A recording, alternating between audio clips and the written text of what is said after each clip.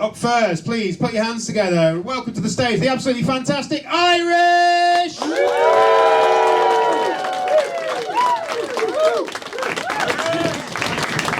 Woo, you sound like a very energetic crowd. I'm loving that. Loving that. My name is Irish, and when people hear that, they're like, Irish. Oh, we love Irish people. Leprechauns, limericks, and lucky charms. But now that I've actually started talking, you've realised, fuck. We got a grumpy one. And the next thing you're thinking, because you're rational people, you are thinking, did he just put a backpack on that stage? Is he going to take that with him when he leaves? And what the fuck do you do if I don't?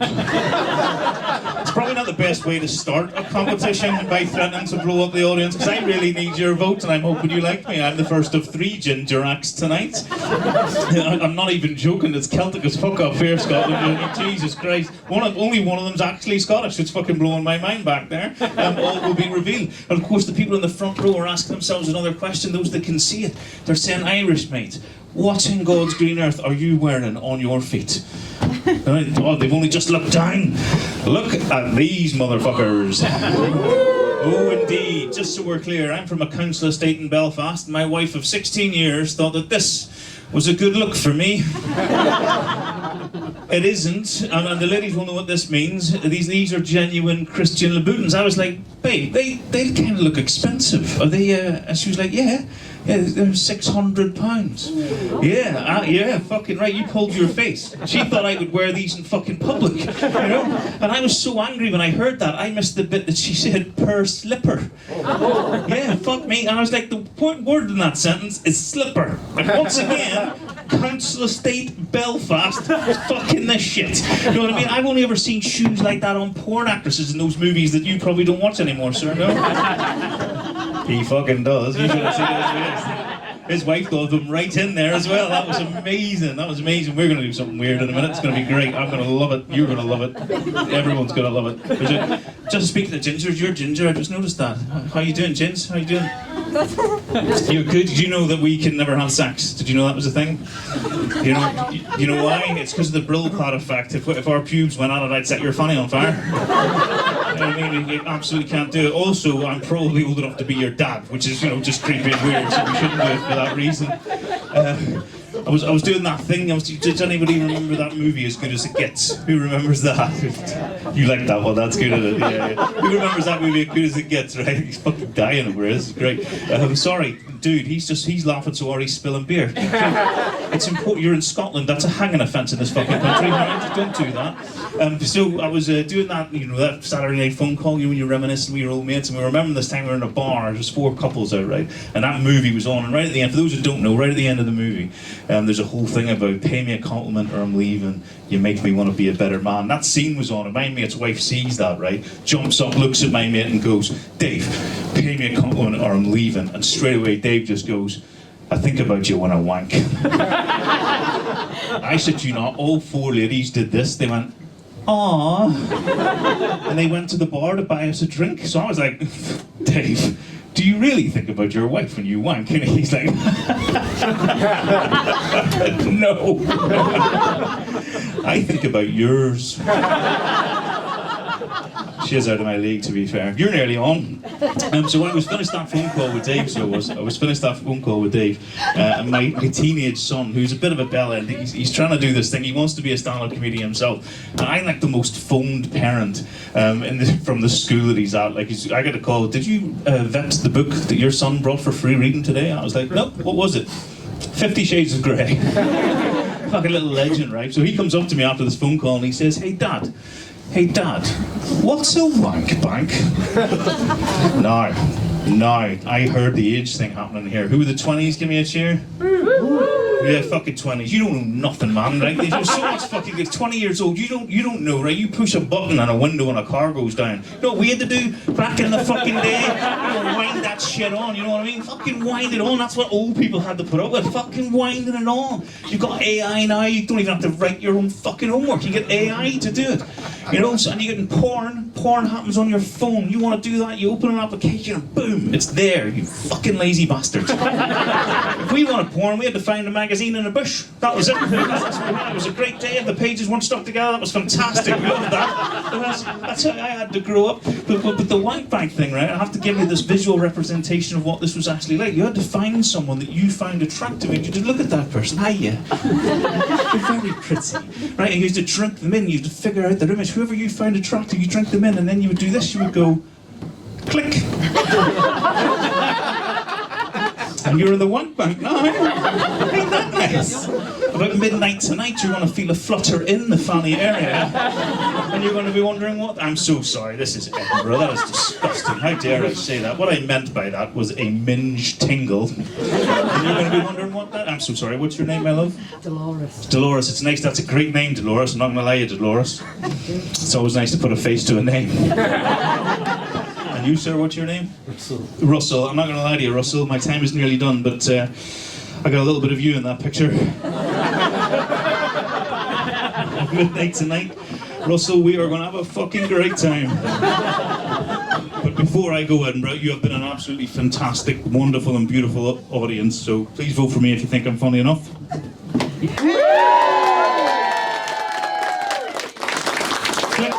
I'll see you all at fucking midnight.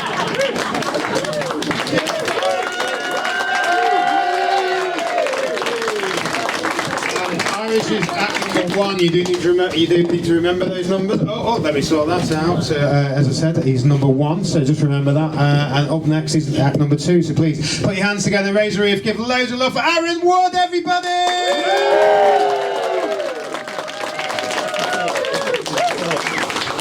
Look at this. Some of you claps like I got to the mic. That was nice. Thank you all so much for having me. I'm not from round here, you might be able to tell. Good. I'm from a place called Stockport, just outside of Manchester. And yeah, that's the reaction it deserves. It's an absolute shithole. It's not a nice place at all. It scares me, man. I don't know how to feel. Like, I've moved in with my girlfriend. When we got together, she was my type. She's not anymore. She's not. And that's not her fault. Like, she's beautiful and I'm very lucky. It's just now, my type is a man that can protect me. So...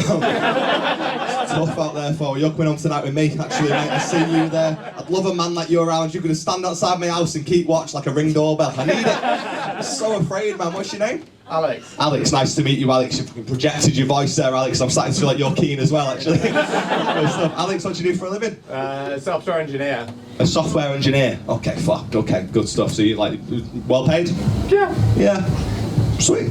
Trying to work out whether or not this will work out between us, but yeah, I'm kind of into it, man. Yeah, I appreciate you coming down, man. I don't know. I'm very afraid of where I live. I don't know if that's like relatable for anybody, but it scares me a lot. But I do think if I left there, I'd miss it. Because living on a council estate, like, it makes you feel better about your own life. Like, it doesn't matter how bad your life gets, you're just surrounded by people that have got it ever so slightly worse than you. And that makes you feel loads better. Like, I'll be having a bad day, I just look out the window like, oh my god. Yeah, I'm depressed, but I've got my teeth, so it's sound, isn't it? You know what I mean? Like, it could be so much worse. Like, imagine being both, like, depressed and toothless. You can't even tell anyone, can you? You just ring at your GP, it's like, what appears to be the problem? And you're like, don't know what it is. Okay, some of you like that joke, the rest of you got no teeth, I think. I've seen a lot of dentures in the room, but fair enough, I hope they stay in. But it just scares me a lot. Like, I've been speaking to one of our friends, he was like, obviously, if you're afraid, you need to do a bit of self-defence, you need to toughen up, you need to become an absolute savage. Come down to my self-defence class, nobody will fuck with you. I was like, alright, bet, sounds good, I'll be there. What's your self-defence class? He goes, I do jiu-jitsu. Don't know if anyone in the room has ever done jiu-jitsu before, but all that happens is I just turn up to a gym and a man tries to put his dick and balls like around me fence and I've got to scramble to stop him for a full hour, okay? That isn't a workout, that's a sex crime, that's what's happening. And I've got to pay, guess how much, mate? 70 quid a month for the privilege. It's insane. I said to my mate, I was like, what have you brought me to? Like, this is not what I had in mind, like, it's too much for me. And he was like, lad, you got to stick with it. First session's always a bit tough, but you got to stick with it. Really good for the mind, you learn loads about yourself. I was like, right, all I've learned is I've got a choking fetish. That is the only thing that I've discovered. First class, the guy was like, tap out, tap out. I was like, no, I'm going to come. So, definitely not, no. So that's not working out and stuff. I just don't like it. I don't like how afraid I am, really. I don't like admitting that I'm afraid of stuff either. Like, I think it shows weakness and people just use it against you and stuff. Like, you tell people you're afraid of spiders and they just torment you with spiders and stuff. It makes no sense to. It makes no sense at all. This is why shows like I'm a Celebrity Get Me Out of Here don't make any sense either. Because their whole MO is that celebrities go on there and they admit what they're actually afraid of. Like, it's so stupid. They go on like, what am I afraid of? I'm so glad you asked. I'm really afraid of like spiders and heights. And before you know it, they get thrown out of a helicopter into a pit of spiders. And they're surprised by that conclusion. It's so stupid. I'd love to get to a level in stand-up where they ask me to go on that show. What are you afraid of, Aaron? Oh, me. Supermodels and cheese toasties, that's what I'm afraid of. Oh God, absolutely disgusting. Don't bring them anywhere near me. I'd hate that. God, it'd be horrible, wouldn't it? I've also got this really weird thing as well, like it scares me so much. Like anytime a tongue comes in my arsehole, I just like freeze up and have a panic attack. Like, oh God, make sure the public doesn't vote for that. I'd have a terrible time. Seriously, you see me on that show, do not vote for me in the cheese toasty rimming trial. What a bad morning. That'd be horrible. I love doing that joke, it's one of our favourite ones. It really sort of splits the room between like the rimming fans and the non-rimming fans. And the good news is you loved it, mate, so we're oh man, I don't know, I think I'd like to do them sort of shows and stuff. I didn't know stand-up would be like this though, really. I've had a rude awakening since I started and stuff, because I've got to do gigs in my hometown, and I feel like I've told you enough now about it that you're aware that it's not quite as nice as this. Because I got speaking to a couple on the front row, and the girl was 19 and he was 27. And they'd been together for 5 years. Now, I'm sensing some mathematicians in the room, guys. And there was that night as well, the arse just fell out of the gig, okay? I was like 2 years into stand-up at the time. I'm not equipped to deal with a paedophile on the front row. And that is a lot to cope with. Like, I just want to come on and tell my shitty little jokes, and now I'm on Facebook Live like, oh my God, we've caught one. Who are you here to meet? Who is it? You had the weirdest reaction I've ever had to that joke, by the way. You just sat there like I'd rumbled at him, it was really weird.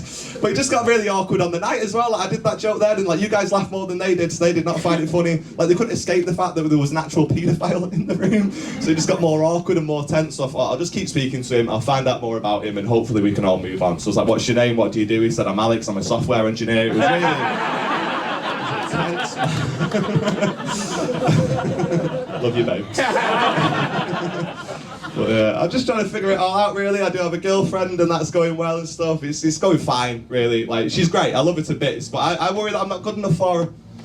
Yeah, I know, it's sad, isn't it? I worry that I'm not her type quite a lot. And the reason for that is my friend asked me a question recently. He goes, would you have a threesome with your girlfriend and her celebrity crush if it meant you got to have a threesome with your girlfriend and your own celebrity crush? And I didn't know how to answer it, because to me it entirely depends on who the celebrity crush is, and I made the mistake of going home and asking my girlfriend who her celebrity crush was, and she said Stormzy. Just immediately, no.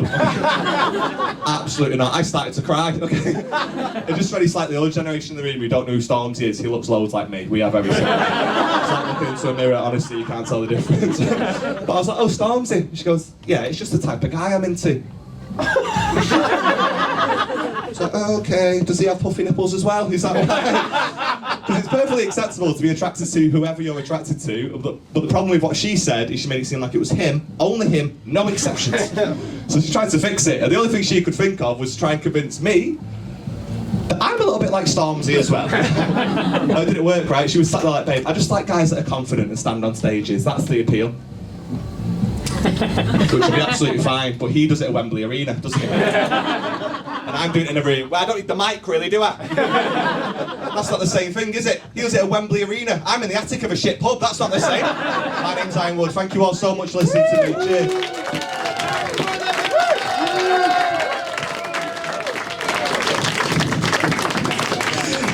Aaron Wood's act number 2, remember that number, number 2, Aaron Wood, and up third. Please put your hands together, raise your roof, give loads of love for the wonderful Vlad Ilich!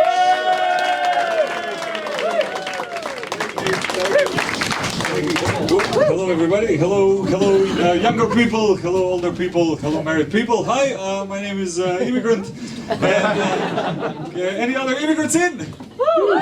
3 people, fuck, Brexit work. I'm a little bit foreign. Can I have a genuine guess? Where do you think I'm from? Serbia or Croatia? Serbia. Serbia, very close. I'm from Manchester. It's a rough part of Manchester called Macedonia. Have you heard of it? Macedonia? Yeah. If you don't know anything, it used to be like a large kingdom, and then we fucked it up, and now we are barely a country. So very similar to the UK. So it's tiny now. It's only 1 million people. That's all of Macedonia. If you go on Tinder, everybody's there. It's a WhatsApp group. Like I found like a long lost cousin. I mean, we matched, and she gave me her Instagram, and she said, "Do you know why I'm giving you my Instagram?" I said, "Because we have a good vibe." She said, "No, because our grandfather is the same person." Anyway, we're married now. So very nice to meet you all. My name is Vlad. It's short for Vladislav. My mom gave me that name. She said I was a big baby coming out, and she was stuck in labor for 19 hours. And there was only one song on the radio, and it was Vladislav, baby, don't hurt me, don't hurt me. I'm lucky. My younger brother's called Wet Ass Pussy. And they also changed the name of our country as well. We are now called North Macedonia. And my mom's name is Makedonka, which means a Macedonian woman. She had to change it to North Makedonka now. it's a whole thing. And growing up there, it was a bit different. Like you guys had like Scooby-Doo. We had Soviet cartoons. I had to watch The Bull and the Frog. Very simple. The bull comes to the swamp to drink some water, and the frog is jealous of how big the bull is, so it starts bloating its belly. But the bull ignores her, so the frog keeps bloating, and then it explodes into tiny pieces and dies. And then it goes to dark screen, white text, "Stay humble." That was Christmas for me. So then I had my own ideas. Hear me out. Soviet Bambi, at the beginning of the movie, the deer hunter shoots Bambi's mother.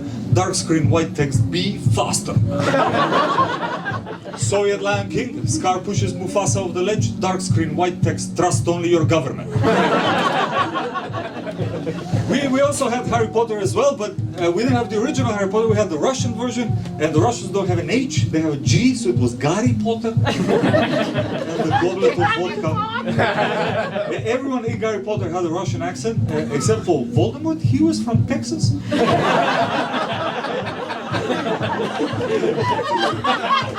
There's a scene where he takes the wand and he goes, "I'm the most powerful wizard."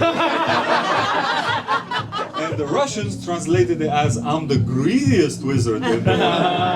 Dark screen, white text, capitalism is toxic. Sneaky little Russians. So yeah. Anyway, it's nice to be in the UK. I didn't really kind of plan to come here, to be honest. I was in Malta. Do you know Malta? Yeah. I met a British lady there, and I fell in love with her, and I moved here for her. And no, please don't. We broke up.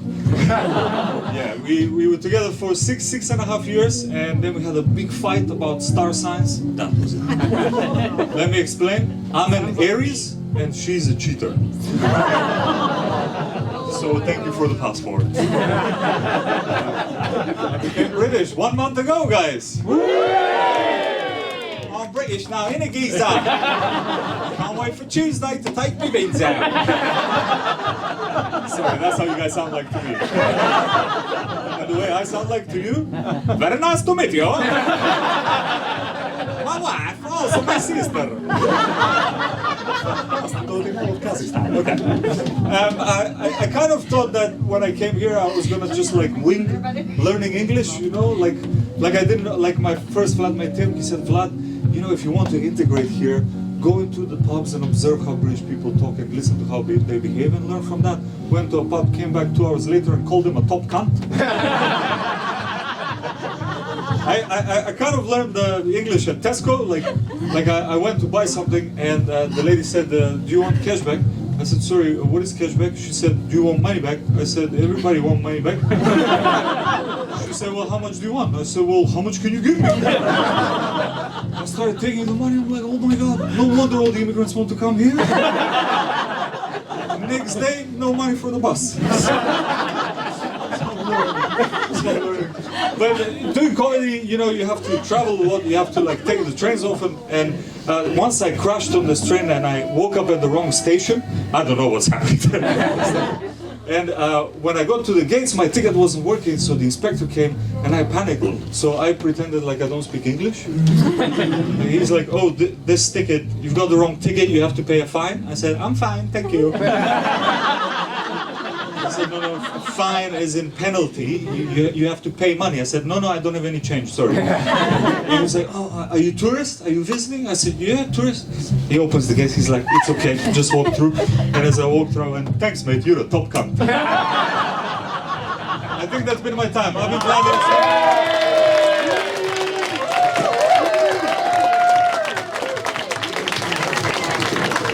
That is number 3. Remember that, number 3. Up next, number 4. Please put your hands together, raise the roof, and give as much love as you can for Peter Bell!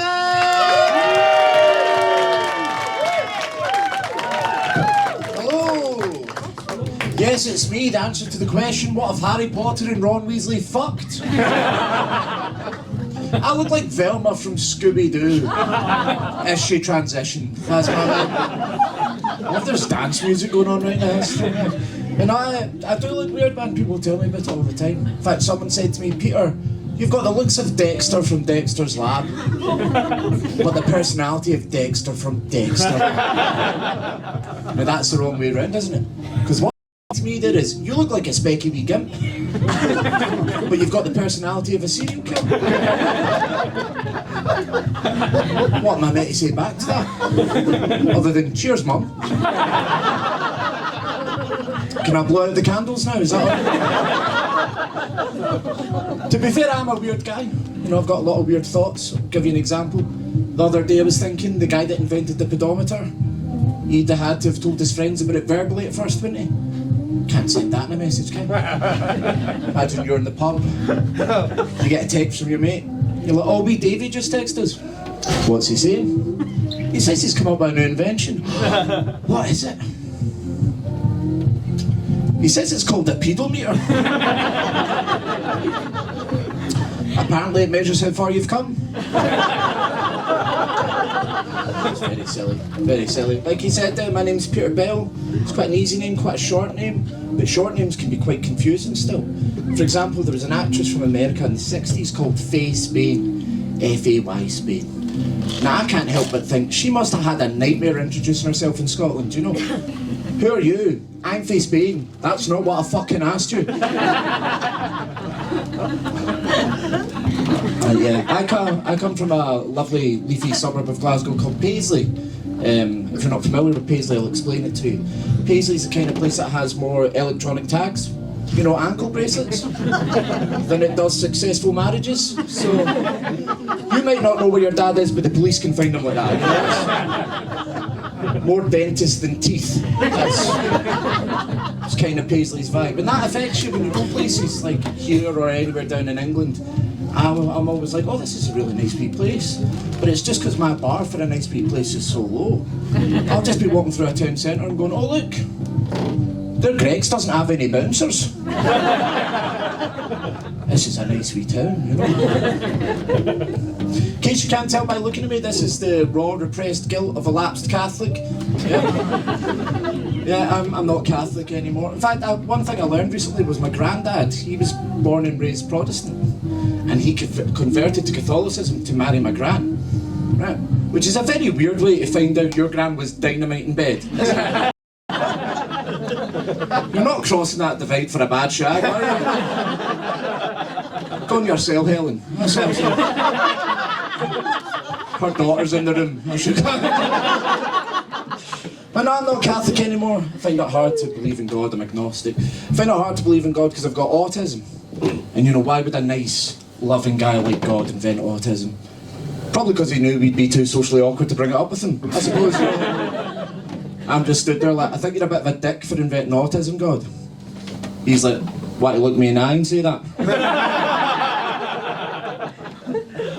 Nah, fair play, you win this one. It's not just autistic people. I imagine dyslexic people are also pretty angry with dog.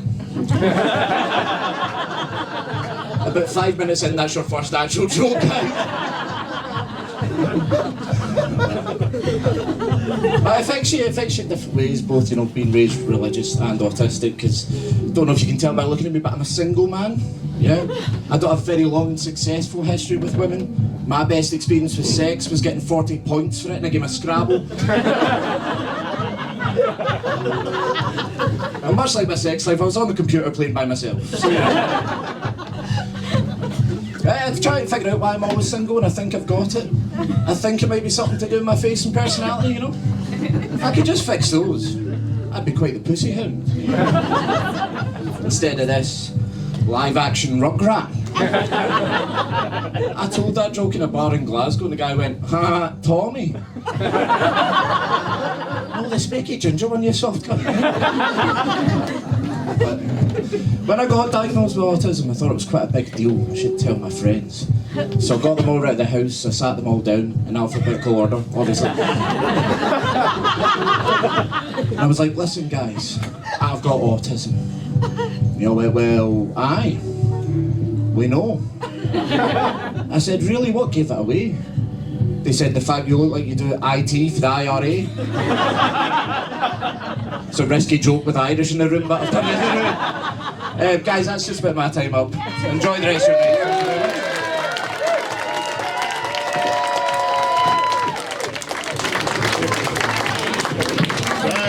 Down to our final act. So Peter was number 4, just so you remember, number 4. Up next, our final act, number 5. Please put your hands together, raise your roof, and give loads of love for Phil de Lange!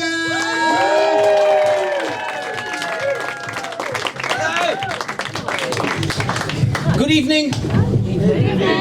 My name is Phil. I'm from South Africa. Fair enough.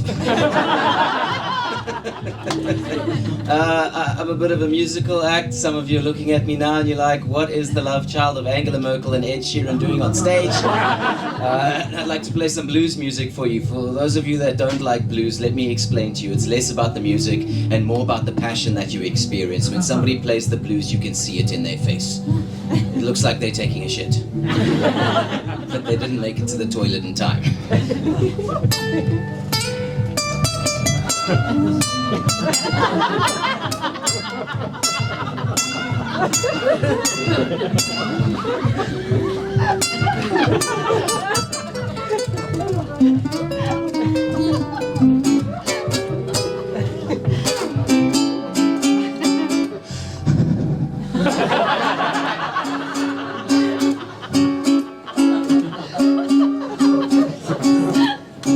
They say that 1 out of 4 people suffer from depression. Not me. I'm part of the 3 out of 4 that love depression.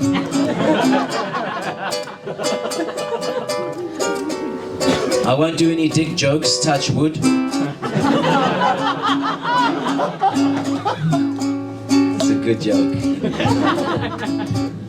They say you shouldn't buy plastic straws because a plastic straw will get into the ocean and then a turtle will find it. And then the turtle will use that plastic straw to do cocaine.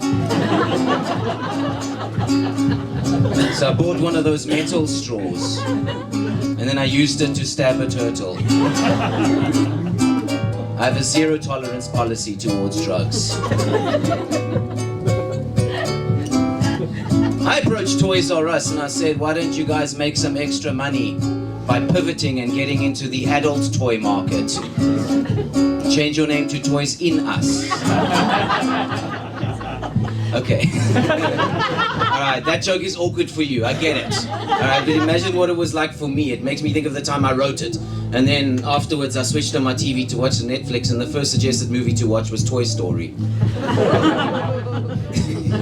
And then I read the synopsis and it was like, Toy Story is the story of Andy who lives with his mom. Andy's mom is single, but there's 2 toys in the house. And their names are Woody and Buzz. You got a friend in me.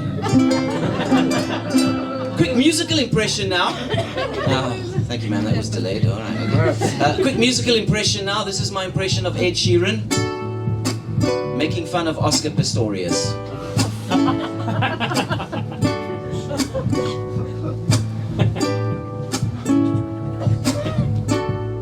When your legs don't work look like they used to. That's all I got. I'm gonna put it down. A lot of people ask me, is that a small guitar? I say, no, it's a normal size guitar. It's just my muscles are huge. I'm 36 years old, right? I look out at this room and I can tell those of you I can relate to who are in your 30s, and I can tell those of you in your 20s because there's still hope in your eyes. All right? That's cool, all right? When I was in my 20s, people in their 30s told me life would be a little bit better. They said you'll get more money, you'll get an idea of what you want to do with your career, you'll get a sense of self-actualization, you'll get somebody to love you and marry you. I didn't get any of that. You know what I did get though? Hemorrhoids, good guess. Well done. Now I say that sometimes, and people get uncomfortable in the room. They shuffle around a little bit, and I have to ask, are you uncomfortable hearing someone admit that, or do you also have hemorrhoids? All right? Some comedians get on stage and they talk about their mental health problems and they become the face of mental health in comedy. I'm declaring this evening that I'm the face of hemorrhoids in comedy. This is my brand. I'm going to get sponsored by Boots. All right, this is my thing. No one can take it away from me. For those of you that don't know, let me quickly take you through the process. All right. You feel like something isn't right. So you go and see your doctor. In my case, I went to go and see a South African doctor. His name is Dr. Fasachi. Dr. Fasachi is what we know as an Afrikaans man. Afrikaans men look like they were given creatine in their baby formula. I went to Dr. Fasachi and I said, Dr. Fasachi, I think I have hemorrhoids. Can you have a look for me? And Dr. Fasachi said, Mr. De Lange, get onto the bed, drop your trousers and put your knees up to your chest. So I did that. But the thing is, Dr. Fasachi did not clarify that when I get on the bed, drop my trousers and put my knees up to my chest, that I must be on my side and not my back. Do you have any idea what it must have looked like for Dr. Vasachi to turn around and see me naked from the bottom, Winnie the Pooh style, full spatchcock chicken legs in the air? I'm lying there waiting for my exam. All I heard was, what the fuck? No! Get on your side! So I got on my side and Dr. Vasachi had a look and then he said, I think we should conduct an internal examination. This is going to be a little bit uncomfortable. And that was a lie. You see? I want to remind you that Dr. Vasachi is an Afrikaans man, so he's got Afrikaans hands, which means each of his fingers have the same girth as a Hilux pickup truck exhaust pipe. So as soon as he started his examination, I wanted to get out of there. I wanted to be like, no, stop, take it out, I didn't bring my poppers, stop. But I couldn't, and I got so nervous, the only thing that came out my mouth was, and I got so nervous that I clenched. Which means I locked Dr. Vasachi's finger in place. I heard his knuckle crack and everything.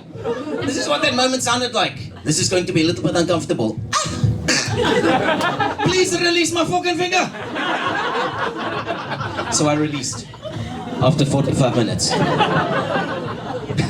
But as an unmarried person, at least I can say for 45 minutes I put a ring on someone's finger. Thank you so much for your time, everybody.